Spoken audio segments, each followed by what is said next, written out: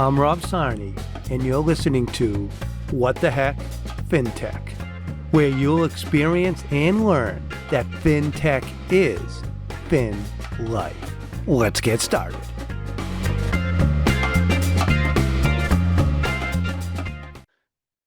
Welcome, everybody. We have an awesome episode for you today. We have the team of Crebit here, and I don't want to steal their thunder. They have unbelievable story. That what they're doing is amazing. I'm getting a chance to collaborate with them a little bit, and what they're doing is awesome, right? And their story is great. So how about this?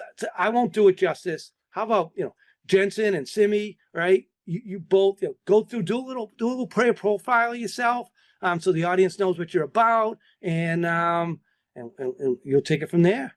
So yeah, how about Jensen? You go first. Yeah, thank you. I'm Jensen. I studied electrical engineering and computer science at MIT. I've been a software engineer for Amazon and NASA, and I really got into the credit union space through something called hackathons, which are like 24 to 48-hour coding competitions. One of my projects at a hackathon was for credit unions, and I actually got invited to present at 𝐒𝐿𝐴, and that was just such an incredible experience to be able to share with so many credit unions. I love doing hackathons. I'm actually one of the top 50 hackers in the world, and I'm super excited to be building Crebit with Simmi. We'll talk a little bit more about what Crebit is exactly next, but the idea for Crebit came from, I'm a college counselor, so I work with a lot of international students who want to get into amazing US colleges. But an issue they have is once they're accepted is how do they actually convert their currencies to pay their tuition, their rent, their personal expenses. One of Simmi's friends at Stanford was paying an extra $6,000 per year in foreign exchange fees, which is just insane. And so we're really working to use stablecoin technology to solve this problem. And the best person I knew at growth and design was Simmi. Yeah, so I'm Simmi. I studied computer science and design at Stanford. And Jensen and we met originally in high school at a hackathon. Previously in high school, I started my own clothing brand, which I grew to 50,000 followers. I distributed at several stores across the country. And really through that experience of running my clothing brand, that's where I fell in love with entrepreneurship, with growth and design. And now we started Crebit together. So at Crebit, we started the company in August and launched the platform in September. And since September, we have processed nearly $500,000 in payments from international students. Wow. So I want to touch on a few of the things you just said. So first, Jensen, NASA. What are you doing at NASA? What's going on there? I'd love to hear a little story about that.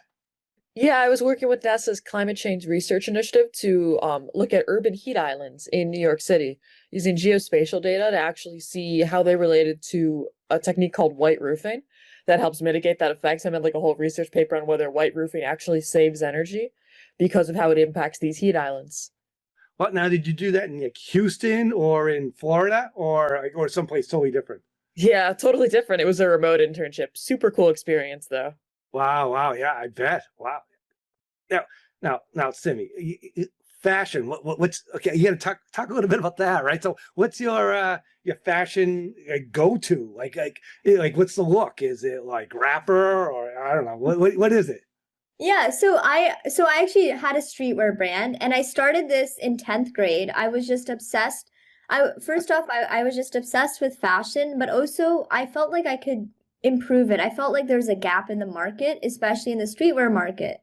Oftentimes the clothing wasn't that high quality, and it could be improved, and it was all just built on hype. And what I wanted to do with tints was create hand embroidered streetwear. So I would actually make the clothing all in India, and they would completely, instead of screen printing the designs, we would hand embroider it. And on top of that, we actually made all of the clothing with 100% biodegradable fabrics, which is made from an indigenous process from remote places in India. So I really wanted, my goal was to support, indigenous arts in India, like hand embroidery, but at the same time merge it with like modern streetwear. So I did that, and it became successful just because you could clearly tell when you looked at the pieces that this was hand embroidered.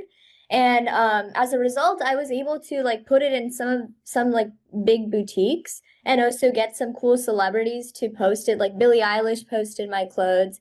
I've had like some famous basketball players and rappers wear my clothes. And this was all done organically. Wow. Not old guys like me, not like the, 60-year-old old guys. No, No, not, I'm but pretty sure you could rock some of our Good. some of the I think pieces. I could. I think I Okay. could. I You got definitely could. range. I got some range, I think. Wow, that's cool. Now you must. Let's get into the design part.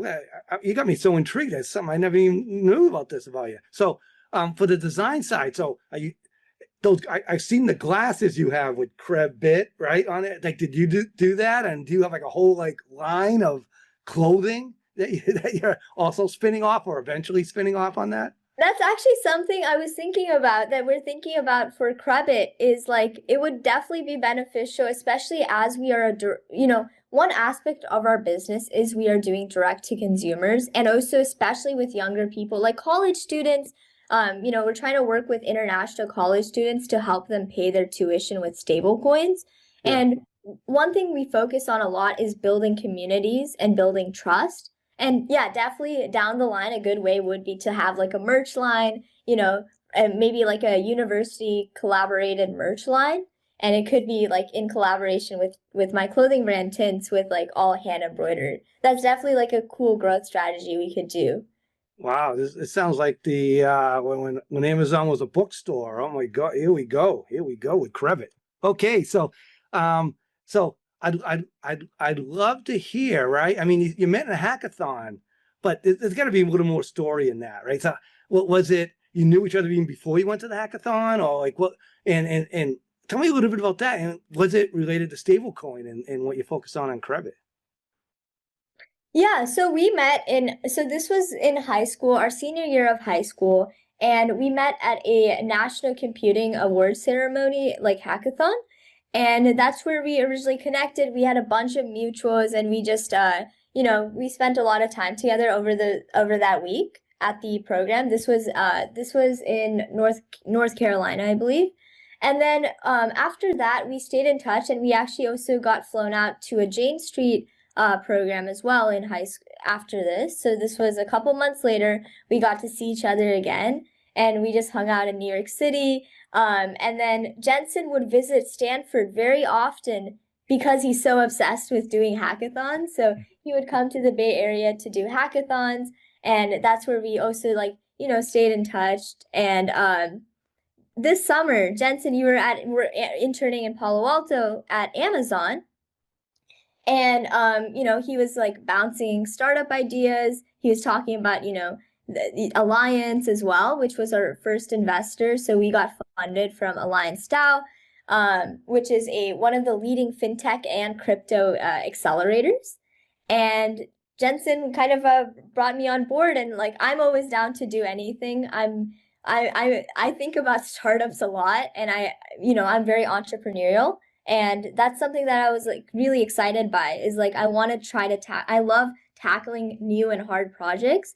And especially what really gave me the conviction was the timing for stable coins as well.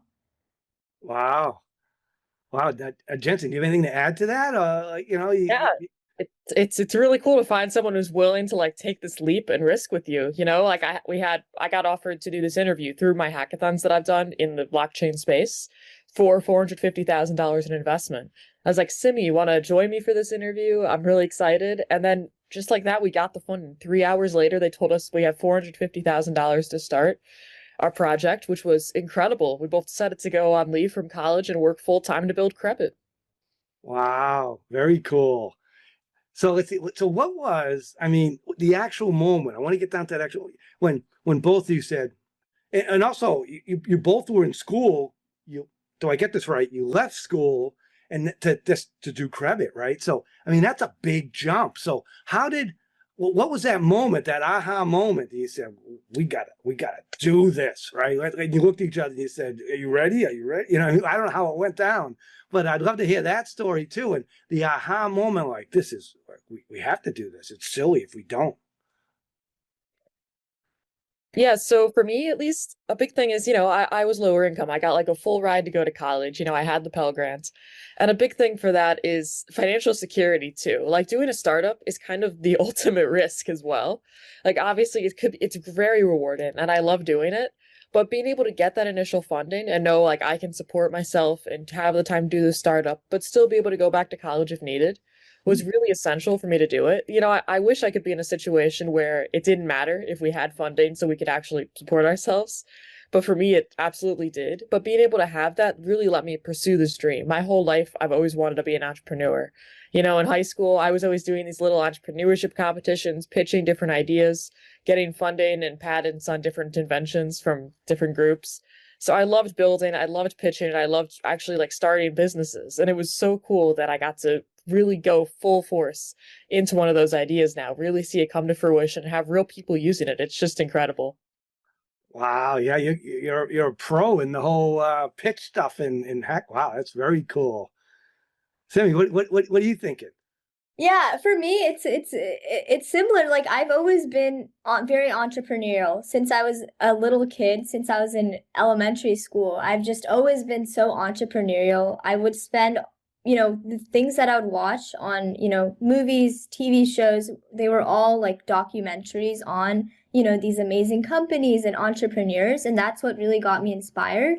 But at the end of the day, what really gave me that strong belief that I should leave college. I spent basically all of middle school and high school actually trying to, prepare, set up myself so that I could get into, Stanford and other amazing colleges. That's really what my main focus was. And now, to leave that to do a startup, it is a big risk. But for me, the way that I thought about it was that I just had a really, really strong belief in myself, but also in Jensen as well. And I knew that whatever we would build together, we will definitely make it work. It will work out. And even right now, as I'm building Crebit, I feel very confident that, what we're building is important and we will make it work. So for me, I just have this strong belief that, the problem that we're trying to solve is a big problem that often is like currently today, you know, it is going unnoticed, and there's a gap in the market for us to come in and step in and help. So that's really what gave me the conviction is having the belief, but also that this is a gap in the market. Just like in my clothing brand, I saw this gap in the market that no one was doing hand embroidered streetwear. So let me try this out. Same thing here. There's a gap in the market when it comes to cross-border payments.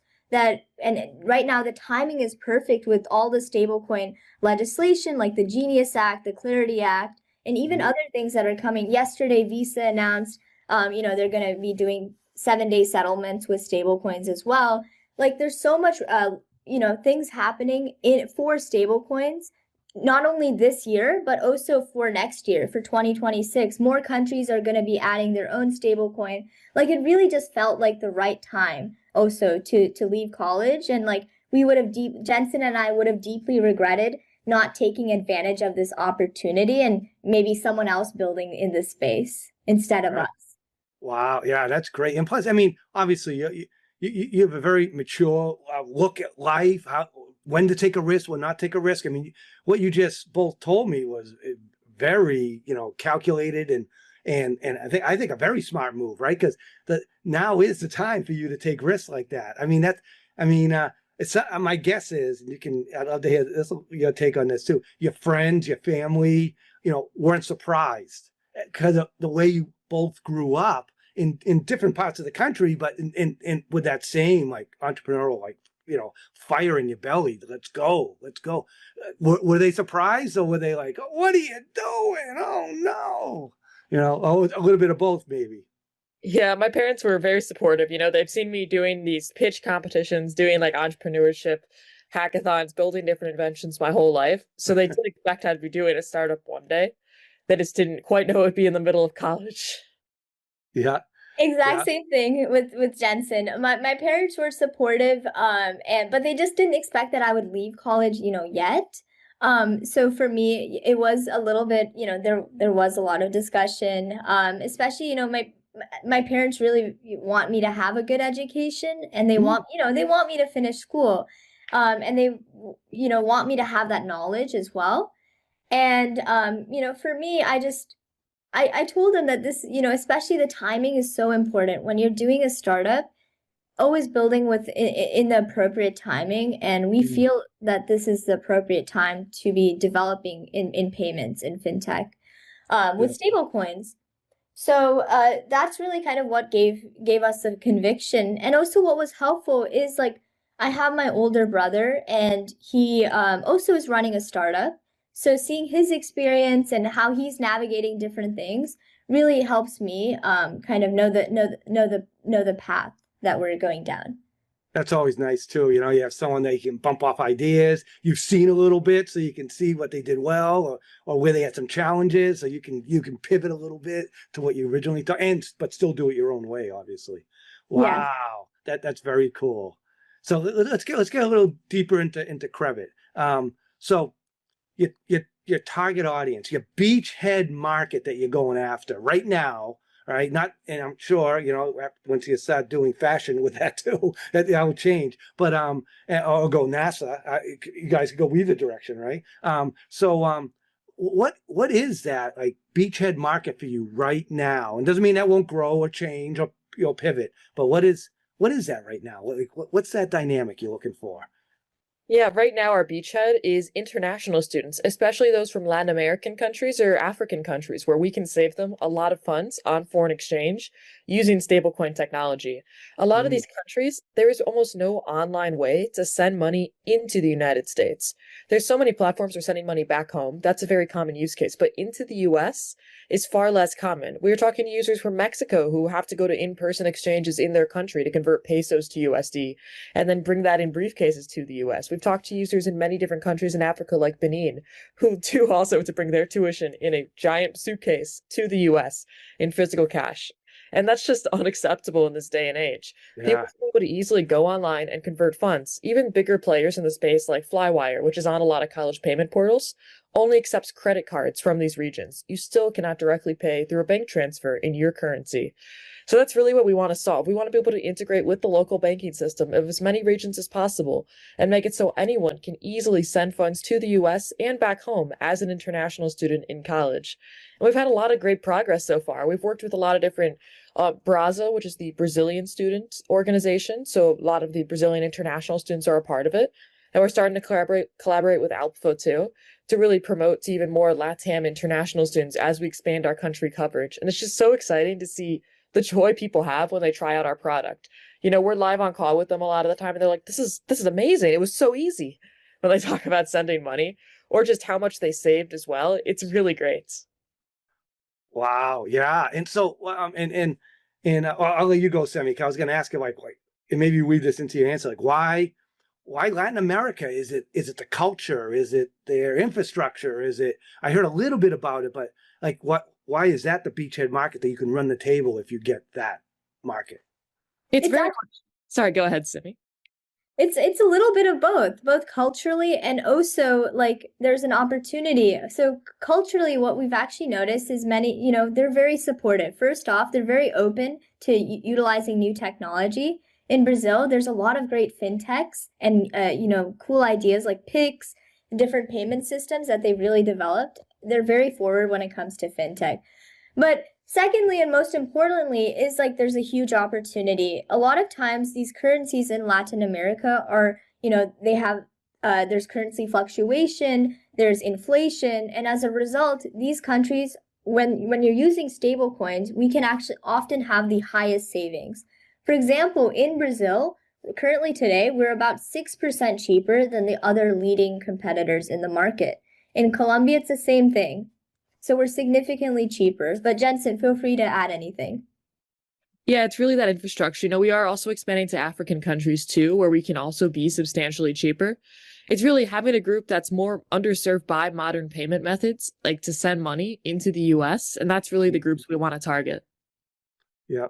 Yeah. I heard because actually, because I'm Massachusetts and in the Worcester area, and Worcester, I guess, I think in the United States has the highest Ghana population in Worcester. And so I know a lot of professors and fintech, and I was hearing from a startup on that told me that, like, wow. And I guess there's some strip in Ghana that's like so much growth is happening in fintech in that one strip. It's only like a few miles long, but it's like the most technology fintech area, like in growth area in the world. I got to focus on it more. But have you heard about that? Because when you said African countries and in that, have you heard about that strip by Ghana and any of that? I have not heard about that strip in Ghana. That is super cool. We're definitely looking into that to see if there's any potential for collaboration there. That's awesome. Yeah, absolutely. Absolutely. Yeah. And just to add on to that, with Crebit, one thing that we still do today is student interviews. We spend a lot of time interviewing international students from different countries to learn about their country and about how they think about when it comes to finance and payments. And one thing that we learned is that oftentimes, instead of saying that, oh, I want to target Brazil or I want to target Mexico, it's actually more useful to maybe target some of the major hubs where there's a lot of people, traveling abroad or studying abroad. So for example, in Mexico, like targeting Monterrey or Mexico City, like targeting specific cities are the best way to go about in order to get enterprise clients and to also better target the international students. You got me thinking now. This is off the cuff. Have you heard of 𝐼𝐿 University, International University? Yes, we love 𝐒𝐿 University. We actually just did a big event there, and it was incredible. A school of pretty much entirely international students, and so many of them are from LATAM and African countries. So we did a whole event with them, and it was a very exciting experience. We have everyone's numbers. We actually have some students interning for us over the winter from 𝐒𝐿 University to help us spread the word of Crebit and help even more people find out about our platform. Wow, awesome. And there, I don't know if you know, 𝐼𝐿 is also connected to Education First, EF, which is right next door. If you did you go to that 𝐼𝐿, their actual campus in Boston? So right next door, those other buildings next door across from the Museum of Science is EF. My daughter works there as a graphic designer. So that's how I know about EF. And but they do all those trips from Brazil. You see, like when I go to Disney and Universal, there's like, you see like, 100 all in the same T-shirt students from high school coming over. So that's something to think about too, because 𝐼𝐿's connected. It's all the same brothers that started it. For even like that type of movement of money too, that they're coming over the hundreds of for like different travel all over the world. And so something to think about. And I can help you later and we can talk about that and because I know some people on both sides of that equation, EF and 𝐼𝐿 too, 𝐼𝐿 University. So we'll put that off to the side. Got me thinking, right? So wow, very cool. So let's go, because I've had other conversations with you. I know you're all about customizing, and you can explain this, what this is all about, customizing your Crebit to that country's payment type systems, which is a unique thing that you're doing. Can you explain that a little bit and how you're doing that and why is that so important? Yeah, so the big thing is, like in the US, let's imagine I had to transfer money and I could only pay through wire transfer. In the US, a lot of us like to use ACH. It's cheaper, it's easier, it's usually the better system. In other countries, there's better systems than ACH even. It's amazing. Like in Brazil, they have Pix. You scan a QR code with your banking app, near instantly your money's transferred, very low fees, and it's just such a great instant system. And this is all across the board. Kenya has M-Pesa, India has UPI, Colombia has Bribi, all of these amazing QR code-based payment systems. And so if you're a kid who wants to transfer money, if you're their parent, you're going to want to use the easy system in your country. You're not going to want to have to use a credit card like Flywire accepts only for many of these countries, where you're also charged higher interchange fees, an extra 3% card processing fee. And it's just not as easy a system as just snapping out your phone, scanning a QR code. There's also other great systems like mobile money in many African countries that we're integrating with. Argentina has Transferias 3.0. It's very important to us to accept these local payment systems. Because if you're going to use a new fintech platform, you want it to have it be as easy as possible, to be recognizable, to not try to figure out a new payment system on the spot there, or have to wait for a slower bank transfer. Many countries have bank transfers, but they all prefer other systems that are much easier and faster. And that's really what we want to integrate with and support. That's great.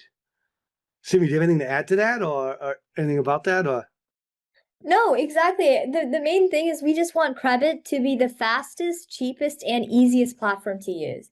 It's a new platform, so we want it to be something that's just a simple user experience that's also really fast. Like you could do a transfer in 5 to 10 minutes and be done. That's how intuitive our platform is. that's great. Wow. Now, I mean, I when I was at Fidelity, I used to split the treasury systems, and this might not be appropriate of what I'm going to suggest, or even my question, because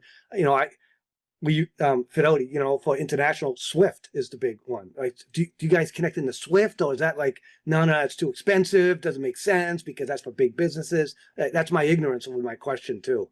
Have you looked into Swift, and what are your thoughts on that? So one of the big ways we're cheaper is because we avoid Swift.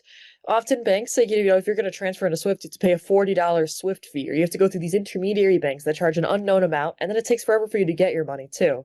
We also care about speed. You want your money instantly transferred. Why would I want to wait like 2 days, not know where my money is, have it go through 5 different intermediaries? So what we do is domestic payment methods on both sides of the transaction. And that's why it's so much faster and cheaper.